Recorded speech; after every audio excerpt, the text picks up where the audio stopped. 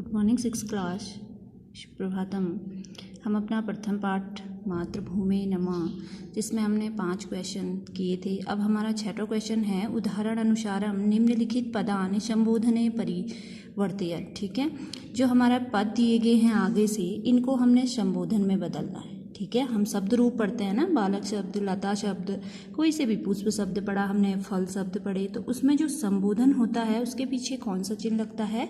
ये किस चीज़ का चिन्ह होता है? ये संबोधन का चिन्ह होता है। ठीक है, हे लग जाता है, हे के बाद जैसे चंद्र है, चंद्र के पीछे क्या लगा हुआ है? संबोधन का चिन्ह। ठीक है, इसे हम संस्कृत में क्या कहते हैं? संबोधन। ठीक है, तो शब्द दिए गए हैं आपको, इसको आपको किस में परिवर्तन करना है?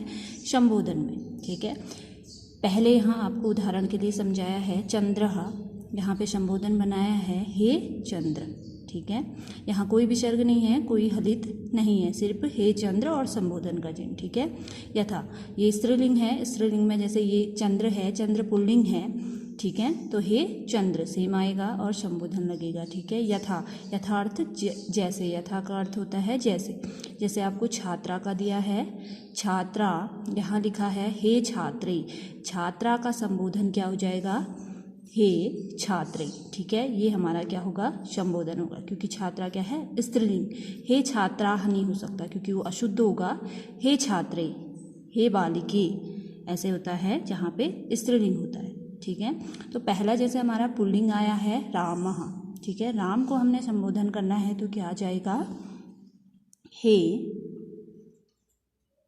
यहाँ हो जाएगा हे रामः, फिर आ जाएगा संबोधन। ठीक है, हे रामः, फिर संबोधन। फिर है जैसे एक और स्त्रीलिंग दिया है लता, तो यहाँ पे क्या हो जाएगा? जैसे हे छात्रे हुए हुआ है तो यहाँ पे क्या हो जाएगा? हे लते। ठीक है, पीछे से क्या लग जाएगा? संबोधन। फिर है छात्रः। ठीक है, छात्र क्या है? पुल्लिंग है, तो सीधा यहाँ पे आ जाएगा हे छात्र संबोधन। ठीक है, हे छात्र संबोधन। यहाँ पे राम में विसर्ग नहीं लगेगा। ठीक है, सिर्फ हे राम होगा और संबोधन लगेगा। ठीक हो गया। फिर है बाला, तो बाला को हम स्त्रीलिंग में हे बाले। ठीक है, हे बाले। फिर है शिष्यः। ठीक है, ग है शिष्यः, तो यहाँ पे सीधा हो जाएगा हे शिष्य, फिर संबोधन। प्रियम वदा है, तो यहाँ पे स्त्रीलिंग हो जाएगा हे प्रियम वदे और संबोधन लगेगा।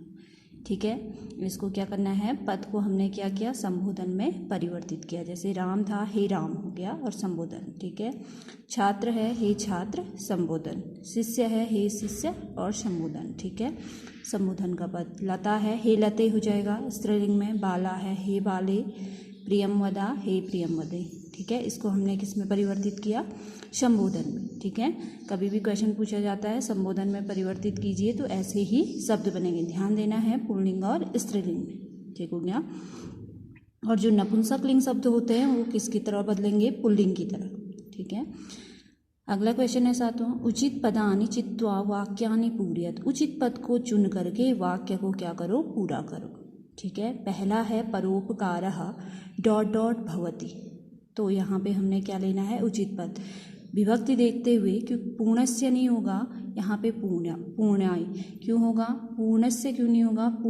अब हम सब षष्ठी विभक्ति लेते हैं तो षष्ठी विभक्ति में होता है का, के, की, रा, रे, री, षष्ठी। तो पूर्णाय ये हमारी चतुर्थी विभक्ति है, पहले ध्यान देना है। ये पूर्णाय क्या है? चतुर्थी विभक्ति। के लिए परोपकार, यहाँ पे शब्द बनता है परोपकार, पुण्य अर्थात पूर्ण के लिए होता है, भवति अर्थात होता है। अगर हम पुण्य से लिखेंगे वो गलत होगा। क्यों? परोपकार के लिए, पुण्य के लिए होता है, पुण्याय के लिए चतुर्थी विभक्ति होती है यहाँ पे। ठीक है, तो क्या आ जाएगा यहाँ पे?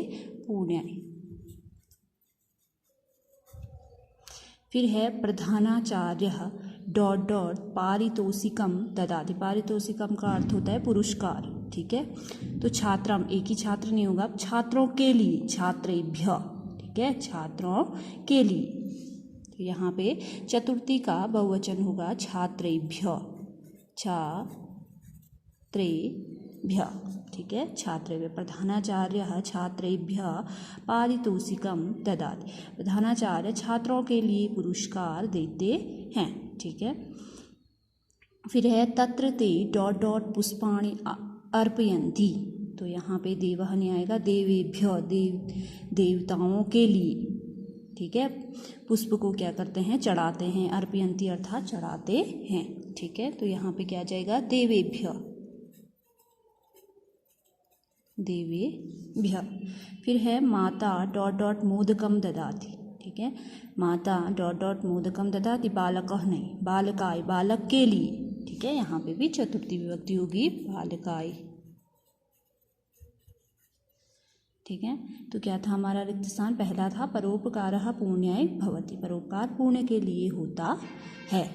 ये ऐसे ही पुण्य से नहीं होगा क्योंकि से नहीं होता है ना, परोपकार पुण्य से नहीं होता है, तो परोपकार किसके लिए होता है, पुण्य के लिए। चतुर्थी विभक्ति आती है, कर्ता ने कर्म को करण से के द्वारा संप्रदान के लिए, ठीक है, चतुर्थी विभक्ति है, इसलिए क्या आया, पुण्याय।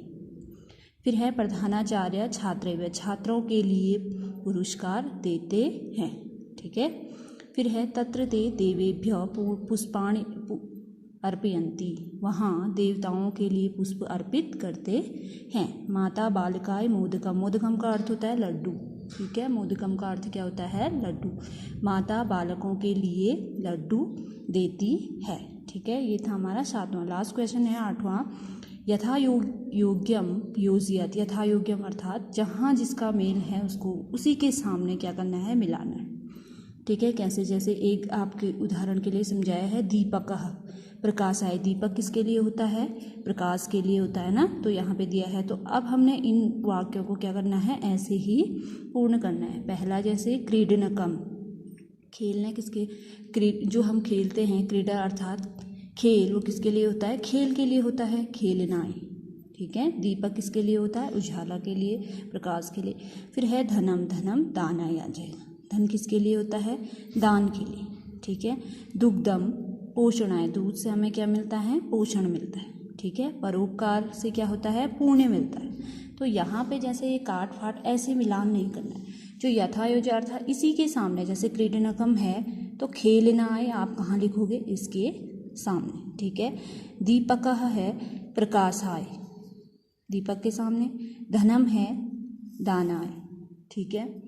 फिर है दुग्धम पोषणाय, दूध किसके लिए होता है, पोषण के लिए, ठीक है। परोपकाराय पुण्याय, ठीक है, ये हो जाएगा। अब क्या करोगे, इसको इसी के सामने क्या करोगे, मेल करते हुए लिखोगे, ठीक है। ऐसे काट पाट कॉपी में कोई नहीं करेगा, ठीक हो गया। ये थे हमारे प्रथम पाठ में 8 क्वेश्चन, जिसको हमने 3 क्वेश्चन आज हमने इन 3 क्वेश्चनों को आज समझ लिया है, इसको आप कॉपी में करोगे, ठीक है।